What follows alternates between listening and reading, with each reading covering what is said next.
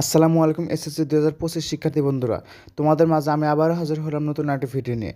তোমাদের ভিডিওর বিষয়বস্তু হচ্ছে তোমাদের যে জিপিএ পদ্ধতি পরিবর্তন করা হয়েছে, তবে পরিবর্তন করে তার কোন পদ্ধতি প্রণয়ন করা হয়েছে এই বিষয় নিয়ে।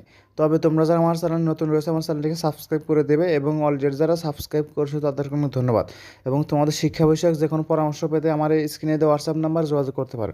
তো কথা আমার মূল ভিডিও শুরু করে যাচ্ছে। তোমাদের আগে যেরকম 80 থেকে 100 মার্ক পেলে, মানে 80-র উপরে পেলে যে কোনো বিষয়ে তোমাদের হচ্ছে প্লাস ধরা হতো। এখানে ওই গ্রেডিং পদ্ধতি তুলে দিয়ে তোমাদের হচ্ছে যারা 5 পয়েন্ট পাবে তারা হচ্ছে নতুন নিয়ম অনুসারে অন্যান্য পেয়েছো। যারা 4 পয়েন্ট পাবে তারা হচ্ছে অর্জনমুখী, মানে তারা হালকা একটু ভালো করলে তোমরা অন্যান্য পেতে। যারা 3.50 পাবে তাদের জন্য হচ্ছে অগ্রগামী। যারা 3 পয়েন্ট পাবে তারা সক্রিয়। যারা 2 পয়েন্ট পাবে তারা অনুসন্ধানে।